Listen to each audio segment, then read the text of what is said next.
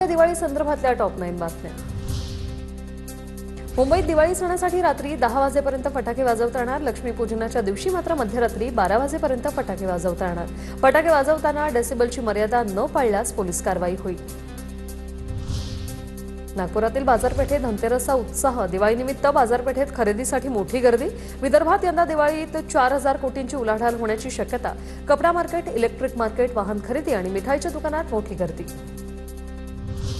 पुण्यात दिवाळी पाडव्याच्या मुहूर्तावर गाड्यांची खरेदी। 7 ते 17 तारखेच्या दरम्यान 12,235 वाहनांची नोंद। दुचाकीसह चारचाकी वाहनांचा समावेश।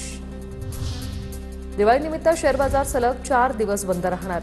दिवाळीनिमित्त बॉम्बे स्टॉक एक्सचेंज आणि नॅशनल स्टॉक एक्सचेंजमध्ये 4 दिवसांची सुट्टी जाहीर।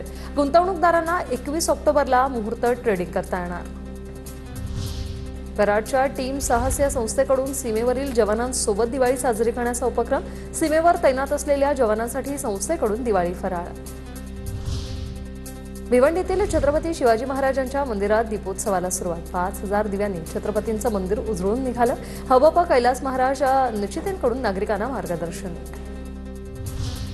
अमरावतीमध्ये चक्क 21,000 रुपये किलो सोन्याची मिठाई। सोन्याची मिठाई खरेदी करण्यासाठी ग्राहकांची गर्दी। दिवाळीच्या पार्श्वभूमीवर पोलिसांनी नागपूरकरांना दिली आनंदाची भेट। विविध गुन्ह्यांमधून हस्तगत केलेल्या तब्बल 1.5 कोटींचा मुद्देमाल 200हून अधिक मूळ मालकांना परत दिलाय। शाळेला सुट्टी मिळताच कल्याण डोंबिवलीत बच्चे कंपनीला लागले गड बनवण्याचे वेध। टॉवर संस्कृती ही मातीविटांच्या ढिगाऱ्यावर बाल मावळ्यांची लगबग। महाराजांचे किल्ले, रायगड, शिवनेरी यांसारख्या प्रतिकृती साकारण्यात चिमुकले दंग।